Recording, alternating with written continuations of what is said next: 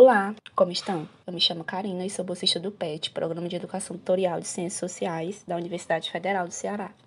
E este é mais um episódio de nossa série de podcasts preparatórios para a prova escrita do mestrado em Sociologia da UFC. Pois bem, logo de início eu gostaria de pontuar aqui que, para além dos podcasts, há também nossa revista eletrônica, a revista Haveres, uma realização nossa, discentes do curso de graduação em Ciências Sociais, vinculados ao PET. A revista se dedica à publicação de artigos originais, resenhas, ensaio tanto escrito e visual, entrevistas e outras expressões científicas voltadas para a área de ciências humanas.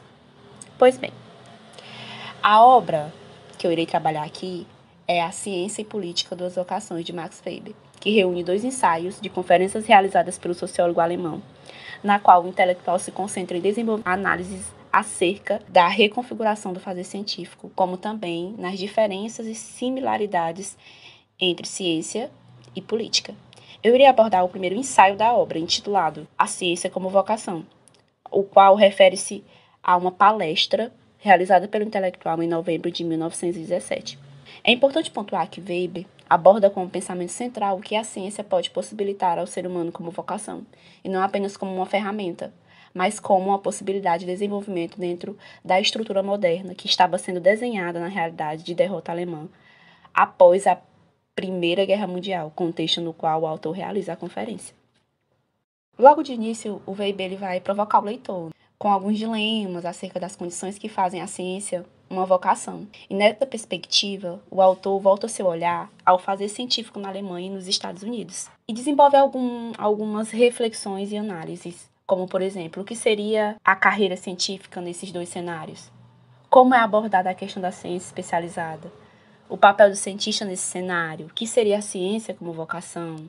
E qual seria a missão da ciência segundo o intelectual? E são essas perguntas que irão fazer parte desse podcast, que serão desenvolvidas no decorrer desse podcast. E também é importante a gente não esquecer o momento histórico em que essas indagações estão sendo desenvolvidas pelo autor, que é no século XX. Pois bem, na Alemanha, o modelo de ciência era plutocrático. Ou seja, para seguir a carreira na ciência era preciso ter recursos, como, por exemplo, desenvolver o fazer científico bem antes para assim ter uma carreira consolidada na ciência. Ou seja, precisava ter recursos. Já nos Estados Unidos, havia cientistas que já passavam a trabalhar em um regime de renda fixa. Sendo assim, o que se percebe é a racionalização do trabalho do cientista como resultado do sistema capitalista. Ou seja, o cientista passa a trabalhar com renda fixa e um trabalho especializado. O que na Alemanha, segundo o autor, já iniciava esse cenário. E dessa forma, as condições externas para seguir a carreira dos cientistas, e essas condições não são necessariamente ligadas à vocação e à paixão. A gente tem aí uma racionalização do trabalho ali nos Estados Unidos e que também estava se desenhando na Alemanha. Então, o autor desenvolve as condições externas do fazer científico. E o Weber vai comparar a Universidade Alemã com uma empresa capitalista. Ou seja, a velha universidade, pautada em uma leitura clássica, por exemplo, irá definhar. E o autor irá pontuar, na página 18 da obra, o seguinte sobre isso. Abre aspas. E nota-se o surgimento, como aliás em todos os lugares em que se implanta uma empresa capitalista, o fenômeno específico do capitalismo, que é o de privar o trabalhador dos meios de produção. O trabalhador não dispõe de outros recursos que não os instrumentos de trabalho que o Estado coloca a seu alcance. Consequentemente, ele depende do diretor do instituto, tanto quanto o empregado de uma fábrica depende de seu patrão. Ou seja, o Weber aqui já consegue observar o processo de burocratização, o processo do sistema capitalista, ele já consegue compreender aqui que o professor, o cientista, o pesquisador, ele já é um assalariado. E aí surge o dilema, como entender esse processo de especialização desse trabalhador, desse cientista, o papel do cientista. O Weber já percebe a transformação científica do mundo e compreende que os meios de produção da ciência não mais pertencem a um cientista. Pertence ao Estado, pertence a essa nova reconfiguração capitalista. Ou seja, esses dilemas são externos para Weber. No entanto, existem outros dilemas, que são os dilemas externos, que são esses fatores e essas condições internas, que no caso é a vocação que parte da ordem subjetiva. Ao falar dessa ordem, Weber toca no ponto crucial, que é a especialização. O intelectual destaca que o trabalho do cientista, se não tiver estrito a uma especialização, não terá valor científico nessa nova ordem, né? Que no caso da contemporaneidade é uma realidade vigente e visível, o compartimento da ciência. E a especialização, para Weber, é uma marca da modernidade. O pensamento racional passa a ser fragmentado. A realidade de enquadramento do cientista é ter uma vocação especializada. Para o intelectual não é possível fugir dessa realidade. Ou seja, nessa reconfiguração dessa ciência ligada a uma especialização, a uma racionalização em um mundo moderno, a gente tem o papel do cientista, que é o papel especializado, de um especialista. Para o autor não dá para fugir disso, né, diante dessa reconfiguração. Isso é um processo de racionalização dentro da universidade. Ele vê a universidade como uma empresa, né? O autor passa a ver a universidade como uma empresa. Ou seja, é importante pontuar que Weber ele estava falando nessa conferência para alguns universitários de uma universidade alemã. E ele foi bem real no que ele disse. Para o autor, o cientista não foge desse papel especializado, de um cientista especializado. No entanto, ele não deveria deixar de ter uma rotina como cientista. E essa rotina também, ela abarca a paixão, que é capaz de desenvolver novos pensamentos, novas ideias. E o que podemos perceber aqui é o que o elemento racional fundamental na ciência moderna depende da subjetividade. E o intelectual pontua isso. Ou seja, apesar do cientista ser especializado, ele pode construir uma rotina. E essa rotina gerar uma inspiração. E também partir da vocação, obviamente, né? Que é algo espiritual para o autor. Ou seja, para ele entende que não dá mais para voltar, não dá para ter uma ciência clássica, não dá para ter uma ciência não especializada dentro dessa nova ordem mundial, né? Dessa modernidade.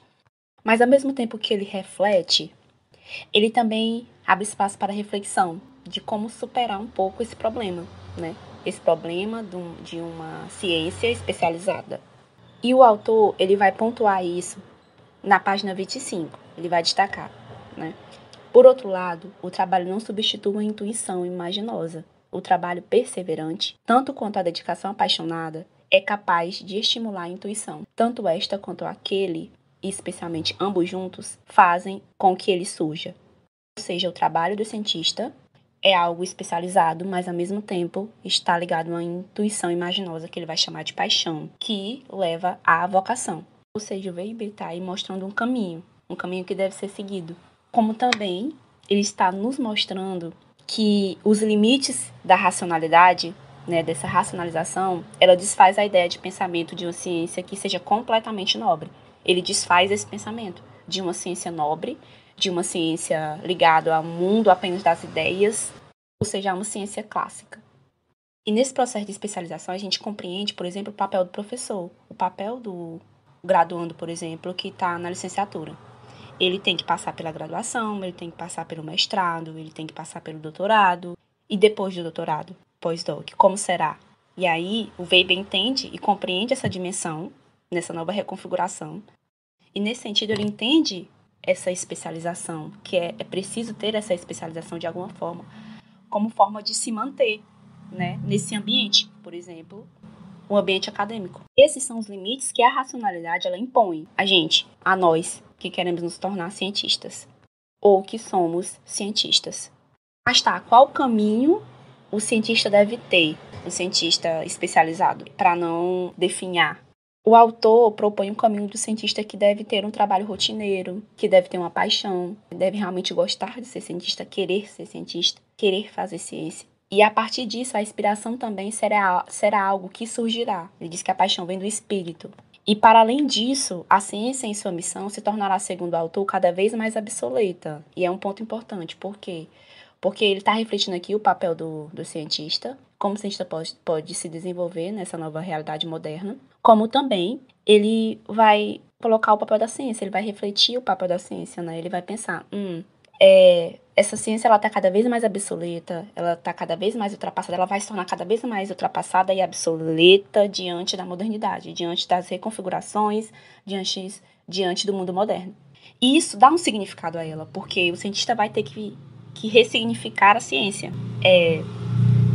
E para refletir o papel da ciência, o papel do cientista, o papel da vocação, que para o autor a vocação ela vem do espírito, mas ela é mantida na rotina. Ela também está ligada à especialização, a cumprir tarefas rotineiras. Ou seja, a configuração que o autor observa na modernidade é que a vocação ela deve estar relacionada à especialização, a inspiração ligada ao progresso do cientista e seu conhecimento, e o talento está ligado a cumprir tarefas rotineiras. Nesse processo, é importante a gente pontuar o pensamento do autor de forma geral, não apenas nessa conferência, né, realizada por ele em 1917. A gente tem que pensar o autor de forma geral. O que faz parte do pensamento de Weber? Ele está ali numa mudança, né, ali pós Primeira Guerra Mundial.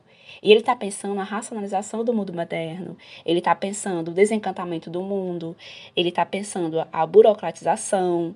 E o que seria a racionalização do mundo moderno, né? Seria essas novas reconfigurações, por exemplo, de trabalho, do fazer científico, né? A ciência especializada, o trabalho, a racionalização sendo fragmentada, trabalho fragmentado. Ou seja, isso quando a gente for pensar na ciência, quando a gente vai pensar na ciência, é compreender ela dessa maneira, que não tem como voltar atrás, que ela está no processo de fragmentação e racionalização. Isso seria a racionalização do mundo moderno para o Weber, aplicado à ciência. E outro ponto também que ele desenvolve como autor de forma geral é o desencantamento do mundo. Ou seja, quando o cientista observa e ele percebe, ele entende esses mecanismos, esse sistema e essa estrutura. E aí ele entende essa estrutura.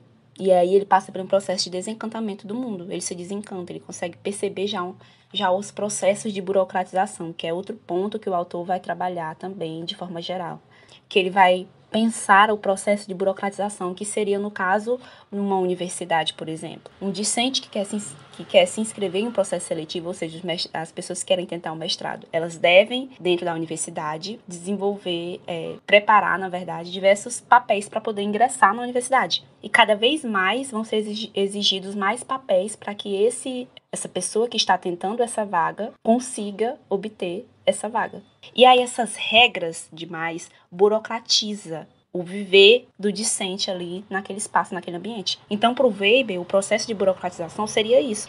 Seria cada vez mais nesse universo, tanto na universidade, como ele fala, universidade como empresa, cada vez mais ela se tornaria burocratizada.